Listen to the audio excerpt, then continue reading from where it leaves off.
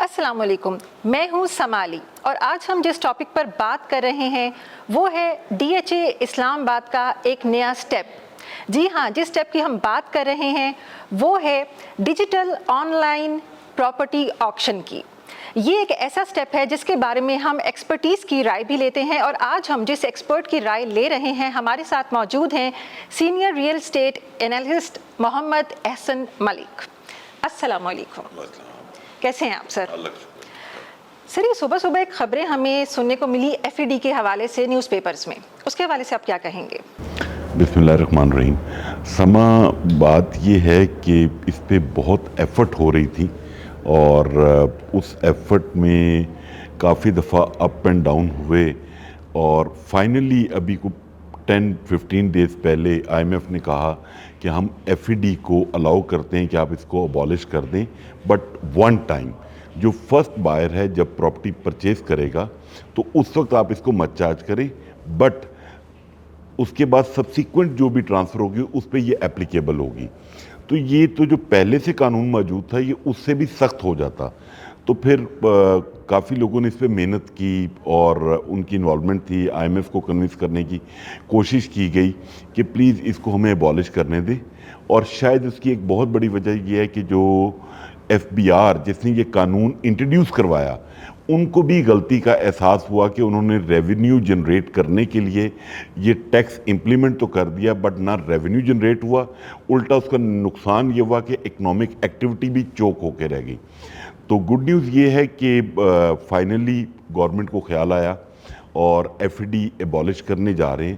Finance minister نے اس کی approval دے دی ہے، اب ایف بی آر اس کو فیڈرل کیبنٹ میں بھیجے گا، اور فیڈرل کیبنٹ میں امید ہے کہ کچھ سینس پرویل کرے گی، اور گورنمنٹ چاہتی ہے کہ یہ امیجیٹلی ہو، تو یہ پریزیڈنشل آرڈیننس کے تھرو آئے گا۔ اگر ایسی کوئی قدغن ہوئی کہ نہیں اس کو منی بل کے ساتھ لے کر آنا ہے تو نیشنل اسمبلی کا جو نیکسٹ سیشن ہے وہ 5 مئی کو سٹارٹ ہونا ہے، تو پھر یہ 5 اور 10 مئی کے ان بٹوین پہ بات چلی جائے گی۔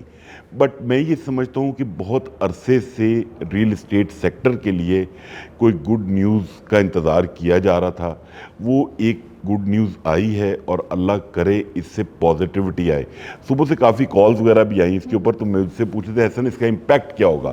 میں نے کہا فار دا ٹائم بینگ اس کا امپیکٹ ایسے ہے کہ ریل اسٹیٹ جو ہے نا وہ آئی سی یو میں اور وینٹیلیٹر پہ ہے، تو اس لا کی ابالشمنٹ کے بعد آپ یہ سمجھ لیں کہ وہ وینٹ سے باہر آ جائے گا، رہے گا آئی سی یو میں، کیونکہ اس کے بعد بجٹ ہے۔ جب تک اس کو as a industry government relief نہیں دے گی تب تک ملک میں اکنامک ایکٹیویٹی بھی سٹارٹ نہیں ہوگی اور فورن ریمیٹنس بھی نہیں آئے گی۔ اچھا، ابھی آپ نے بجٹ کی بات کی، تو اپ کمنگ بجٹ کے اندر آپ ریئل اسٹیٹ ریلیف کے حوالے سے کیا خبر رکھتے ہیں؟ سما، ایشو آپ کے نالج میں ہوگا، پرائم منسٹر نے نا آج سے کچھ 4-5 ماہ پہلے ایک پرائم منسٹر ٹاسک فورس بنائی ہاؤسنگ اور کنسٹرکشن کے اوپر، اور اس وقت خیال یہ تھا کہ گورنمنٹ چاہتی ہے کہ ملک میں اکنامک ایکٹیویٹی سٹارٹ ہو، اور اس کا پریشر ڈفرینٹ انسٹیٹیوشنز نے بھی کریٹ کیا، انڈسٹری نے بھی کریٹ کیا کہ ملک میں ڈیمانڈ کریٹ کروائی جائے اسٹیل کی، سیمنٹ کی، تاکہ انڈسٹری بھی چلے اور لوگوں کا روزگار بھی چلے۔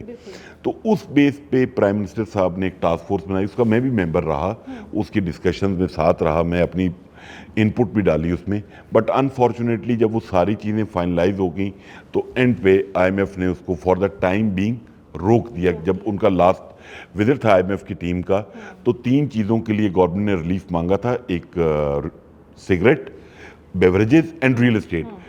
سگریٹ اور بیوریجز کو وہ آؤٹ رائٹلی ریفیوز کر گئے، اس کو انہوں نے کہا کہ ہم دیکھتے ہیں تھوڑا سا اپنی ورچوئل میٹنگز میں۔ تو جو پہلی میٹنگ ہوئی اس کے اندر کوئی بات چیت ہوئی، بٹ وہ کوئی اس طرح فروٹفل نہیں ہوئی، بٹ اس کے بعد جو بیک ڈور چینل پہ بات چیت چلتی رہی اس کا امپیکٹ یہ آیا کہ ابھی ہمیں یہ ایف ای ڈی کی شکل میں ایک گفٹ ملا ہے۔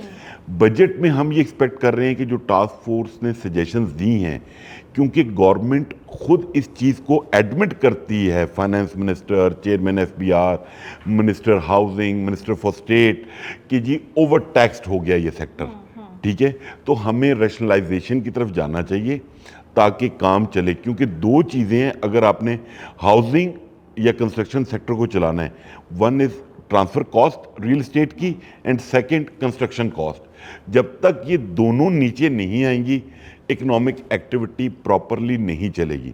تو میں امید کرتا ہوں کافی لوگ اس پہ محنت کر رہے ہیں, میں بھی محنت کر رہا ہوں کہ جو ٹیکسیشن ہے ریئل اسٹیٹ کی ٹرانسفر کی وہ ریشنلائز ہو جائے. آپ کی جو انڈسٹری ہے اس کے اوپر انپٹ ٹیکسز جو ہیں وہ بہت زیادہ ہیں. سیمنٹ کا بیگ بہت اوپر چلا گیا پرائس, اسٹیل کی پرائسز بہت اوپر چلی گئی ہیں, عام آدمی کے لیے گھر بنانا بہت مشکل ہو گیا ہے. اسی لیے اسی ٹاسک فورس نے ریکمینڈ کیا کہ آپ مارٹگیجز جیسے دنیا میں دی جاتی ہیں منیمم انٹرسٹ ریٹ پہ, گورنمنٹ اس پہ کوئی سبسڈی دے اور لوگ اپنا گھر اپنی چھت لے سکیں. بالکل. ویسے جنرل پبلک کا یہ تاثر ہے کہ ڈی ایچ اے کے پلاٹس اوور پرائسڈ ہیں, آپ کیا کہیں گے؟ اچھا, میرا اس پہ تھوڑا سا ڈفرینٹ اوپینین ہے. ہم کمپیئر کس سے کر رہے ہیں؟ آپ اپنی سراؤنڈنگ میں چیک کرتے ہیں نا. مطلب اگر آپ اسلام آباد سے کمپیئر کریں تو مجھے لگتا ہے ڈی ایچ اے مفت پلاٹ دے رہا ہے. اچھا, ٹھیک ہے. اب اگر آپ کمپیئر کر رہے ہیں کسی ایکس وائی, میں سوسائٹی کا نام نہیں لینا چاہ رہا, جس کے ساتھ آپ کا میچ ہی نہیں ہے, تو پھر تو آپ کو شاید مہنگا لگے گا. اگر آپ کو ایک اچھی لیونگ چاہیے تو آپ کو اس کی پرائس پے کرنی ہے. ہاں, اتنا ضرور ہے کہ لائک ابھی جیسے ریسنٹلی مارگلا انکلیو لانچ کیا انہوں نے, اس میں جو ٹائم پیریڈ کے ساتھ انسٹالمنٹ پلان ہے اس میں آپ کو تھوڑی سی پرائس میں آپ یہ کہہ لیں لگتا ہے کہ اس کی پرائس زیادہ ہے. بٹ اگر آپ وہی پیمنٹ آپ کیش پہ کر دیتے ہیں, بائی کر لیتے ہیں, تو پھر شاید وہ مارکیٹ کے ایکولنٹ آ جاتا ہے. اور تھوڑا سا ڈی ایچ اے یہ بھی ایج لیتا ہے کہ ہم نے ڈیولپ کر کے دے رہے ہیں, ڈی ایچ اے ایک برانڈ ہے, تو پھر وہ برانڈ کی پرائس تو آپ کو پے کرنی پڑتی ہے. بالکل ایسا ہی ہے. تو as a real estate expert آپ کے خیال میں ڈیجیٹل آکشن کیوں مختلف ہو سکتی ہے؟ اچھا, یہ اچھا اقدام ہے ڈی ایچ اے کا. اس کی مطلب ڈبل ایج ہے. کافی لوگوں کو شکایتیں دونوں اینڈ سے ہیں نا, ڈیولپر سے بھی, ریئل اسٹیٹ ایجنٹ سے بھی. عام ہم کسٹمر کی بات کر رہے ہیں. شاید اس سے پہلے جو میکنزم تھا اس میں یہ ہوتا تھا کہ مسٹر ایکس وائی زی اپنی مرضی کی پرائس پہ جا کے پلاٹ لے لیتا تھا اور میں دیکھتا ہی رہ جاتا تھا, مجھے وہ اپرچونٹی ہی نہیں ملتی تھی. ٹھیک ہے. تو اور جن کو مل جاتا تھا وہ انجوائے کرتے تھے. تو میرا خیال ہے ہمارے جو ایڈمنسٹریٹر ہیں برگر نجف صاحب, یہ ان کا بڑا آسان اقدام ہے کہ وہ ٹرانسپیرنسی لے کر آ رہے ہیں. چیزیں اوپن ہو رہی ہیں لوگوں کے لیے کہ جس نے جو چیز لینی ہے وہ نیٹ پہ جائے, چیز اویلیبل ہے, اس کو جو پرائس سوٹ کرتی ہے وہ پرائس کی آفر کر دے گا اور اس کو چیز مل جائے گی اگر میکسیمم اس کی بڈ ہوئی. اور اگر ایک چیز کی ورتھ ہے 1 کروڑ روپے اور میں اس کی بڈ 50 لاکھ روپے لگا رہا ہوں اور اس کے بعد کہوں مجھے وہ چیز نہیں ملی ہے, تو وہ تو پھر میری غلطی ہے. اوورسیز پاکستانیوں کو اس سے کیا فائدہ ہوگا؟ اپنی ایکسپرٹ رائے دیجیے. سما, اوورسیز پاکستانیز جو ہے نا, لوگوں کی ڈیفرنٹ اوپینین ان کے بارے میں. میرا جو 30 ایئرس کا ایکسپیرینس ہے نا وہ ڈیفرنٹ ہے. ہم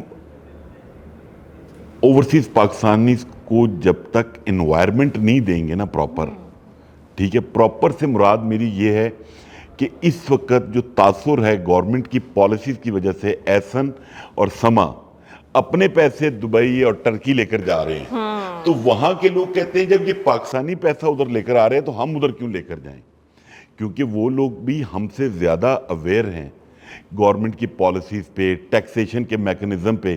لیکن کل جو پرائم منسٹر نے ایک سپیچ کی اوورسیز کنونشنز میں, انہوں نے کہا جتنے اوورسیز پاکستانی ہیں وہ سب فائلر ہیں. اچھی بات ہے, امپلیمنٹ ہو.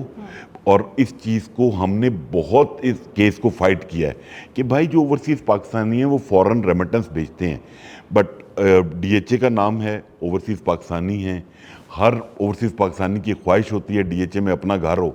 تو مجھے امید ہے کہ اچھا امپیکٹ آئے گا اور وہ آکشن میں حصہ لیں گے.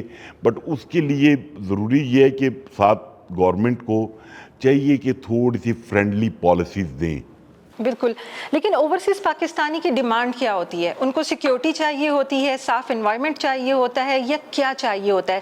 کیونکہ علاج تو وہ پاکستان میں نہیں کروا رہے ہوتے, بچے ان کے پاکستان سے باہر پڑھ رہے ہوتے ہیں, تو وہ بیسیکلی کیا چاہتے ہیں؟ اچھا, مجھے اس پہ آبجیکشن ہے. یہ آپ نے ویسے, میں کتنے اوورسیز پاکستانی اس کو جانتا ہوں, وہ یہاں آ کے علاج کراتے ہیں, ادھر تو 6 مہینے ڈاکٹر اپوائنٹمنٹ ہی نہیں دیتا. انہوں نے کسی نے اگر ہیئر ٹرانسپلانٹ کرانا ہے, اسکن کے ڈاکٹر کو دکھانا ہے, یا دانتوں کا کوئی ٹریٹمنٹ کروانا ہے, میں کتنے لوگوں کو جانتا ہوں یہاں آ کے کرواتے ہیں کہ یار وہاں پہ بہت ایکسپینسو ہے. اور جہاں تک ٹھیک ہے بچوں کی ایجوکیشن کی بات ہے, وہ وہاں پہ فری ہے, وہ بالکل اس کو انجوائے کرتے ہیں. ڈی ایچ اے کا جو سب سے بڑی چیز ہے نا سما, وہ ہے ٹائٹل. اگر میں نے آج ایک پراپرٹی خریدی ہے اور وہ 20 سال بھی خالی پڑی رہی ہے, میں نے اس پہ کنسٹرکشن نہیں کی, تو مجھے پتا ہے کہ 20 سال بعد بھی وہ پراپرٹی میری ہے, اس میں کوئی رائٹ لیفٹ کچھ نہیں ہوگا. جبکہ پرائیویٹ سوسائٹی یا اوپن لینڈ میں سب سے بڑے پرابلم ہی یہی ہیں لوگوں کے ساتھ جو فراڈ ہوئے, کہ ٹائٹل کلیئر نہیں ملا, آپ نے پرچیز کر لی, اس کے بعد زمین پہ قبضہ ہو گیا. مطلب سینکڑوں ہزاروں کیسز اس وقت ہماری کورٹس میں پڑے ہوئے ہیں جو پینڈنگ ہیں, اوورسیز پاکستانیوں کے پیسے سٹک ہوئے ہیں. تو اس وجہ سے ایک بہت بڑی اٹریکشن ہوتا ہے D H A, peace of mind آپ اس کو کہہ سکتے ہیں, انویسٹمنٹ سیکیور ہے. مطلب مارکیٹ کا fluctuation is something else, but آپ کا کیپٹل چاہے وہ 10 روپے ہے یا 10 کروڑ روپے ہے, اگر آپ کو یہ پیس آف مائنڈ ہو کہ وہ سیکیور ہے, تو اس سے بڑی اور بات ہی کوئی نہیں. بالکل ایسا ہی ہے. اچھا, آپ کے خیال میں یہ جی آئی ایس سسٹم جو ہے یہ کیا ہے اور یہ کس طرح سے باقی سسٹم سے مختلف ہے اور یہ کیسے کام کرے گا؟ جی آئی ایس سسٹم بیسیکلی تو یہ ڈیجیٹل آکشن میں ایک آپ کو اوپننگ دی جا رہی ہے کہ آپ اپنا پلاٹ خود سلیکٹ کر لیں. ٹھیک ہے, پلاٹ سلیکٹ کر کے آپ اس کی اپنی بڈ دے دیں. ٹھیک ہے, تو ڈیجیٹل دور ہے آج کل. شاید میں اور آپ تو اتنا ڈیجیٹل کو یوز نہیں کرتے, لیکن بٹ میرے بچے بھی شاید میٹرک میں ہیں, وہ میرے سے زیادہ ان کی نو ہاؤ ہے.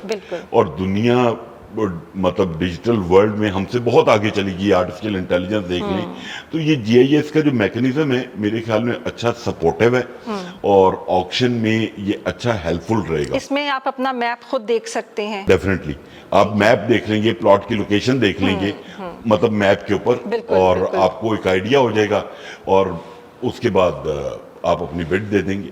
ٹھیک ہے, اور اس کا جو آن لائن پیمنٹ موڈ ہے وہ کتنا آسان اور محفوظ ہے؟ آن لائن پیمنٹ دیکھیں, جو اوورسیز پاکستانی ہیں وہ تو آر ڈی اے روشن ڈیجیٹل اکاؤنٹ کے تھرو بھجوا سکتے ہیں. ٹھیک ہے, یا ویسے بھی ڈی ایچ اے کے اکاؤنٹس میں وہ ٹرانسفر کر سکتے ہیں اگر کسی کے پاس روشن ڈیجیٹل اکاؤنٹ نہیں ہے. تو باقی جو ان کے بینک اکاؤنٹس کی ڈیٹیلز ہیں ان کے تھرو مطلب پیسے ٹرانسفر کرنا اوورسیز پاکستانیز کے لیے تو کوئی ایشو نہیں ہے, اور لوکل تو ویسے بھی پیسے ٹرانسفر ہو جاتے ہیں. اور اس سے پہلے یہ پریکٹس کر چکے ہیں آپ D H A Margalla enclave میں بھی, ریور ویو ساؤتھ میں بھی, نارتھ میں بھی, تو وہ تو ایڈوانٹیج ہے اس کا.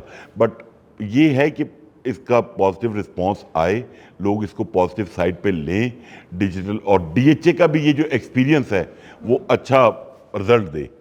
ٹھیک. اچھا, آپ کو اس میں شفافیت کتنی زیادہ نظر آتی ہے؟ کیا یہ ایک بالکل کلیئر قسم کا سسٹم ہوگا؟ میرے خیال میں تو شفافیت کے لیے ہی میکنزم لایا گیا ہے, بجائے اس کے کہ جیسے میں نے سٹارٹ میں کہا کہ پہلے کا جو پرانا میکنزم تھا اس میں سما کو پلاٹ مل جاتا تھا, ایسن کو نہیں ملتا تھا. ٹھیک ہے, تو وہ اس ڈاؤٹس کو, اف اینڈ بٹس کو کلیئر کرنے کے لیے ہی یہ ڈیجیٹل آکشن کا میکنزم لایا گیا ہے, تاکہ ادارے میں بھی کوئی بات نہ ہو اور ہر چیز ہر بندے کے لیے اویلیبل ہو. اچھا, ایک آخری سوال, آپ کے خیال میں یہ وقت ڈی ایچ اے میں انویسٹمنٹ کے لیے کیوں موزوں ہے؟ اس وجہ سے کہ پچھلے 2-2.5 سال سے ملک میں جو اکنامک انسٹیبلٹی ہے اس کی وجہ سے پرائسز میں بھی تھوڑا ریسیشن آیا, لوگوں نے پیسوں کی ہولڈنگ بھی کی اور ادر ایونیوز میں بھی گئے, گولڈ میں چلے گئے, شوگر میں چلے گئے, فارن ایکسچینج میں چلے گئے. But now this is the time کہ آپ واپس ریل اسٹیٹ میں آئیں, اور ریل اسٹیٹ آپ کو اچھا کک سٹارٹ دے گا. بٹ اس کے ساتھ ساتھ لوگوں, میں اپنا پوائنٹ آف ویو دے رہا ہوں, آپ ایگری کریں یا آپ کے ویورز ایگری نہ کریں, میرا یہ ماننا ہے کہ لوگوں کا یہ خیال ہے پولیٹیکل سٹیبلٹی آئے گی تو اکنامک سٹیبلٹی ہوگی, جبکہ میرا یہ ماننا ہے اکنامک سٹیبلٹی ہوگی تو آٹومیٹیکلی پولیٹیکلی سٹیبلٹی ہو جائے گی. ٹھیک, بہت شکریہ, آپ نے بہت ہی آسان طریقے سے اس کو ایکسپلین کیا, آپ کی آمد کا بہت شکریہ. Thank you. تو جناب, یہ تھا آج کا ڈیٹیل میں हमारा पॉडकास्ट जिसमें आपने जाना कि आप किस तरह से डिजिटल ऑक्शन का इस्तेमाल कर सकते हैं, आप अपने ख्वाबों का घर या महफूज सरमायाकारी किस तरह से कर सकते हैं, ये आपने जान लिया। 20 से 22 अप्रैल तक आप इस इवेंट का हिस्सा बन सकते हैं। हमारे साथ रहिएगा। अल्लाह हाफिज़।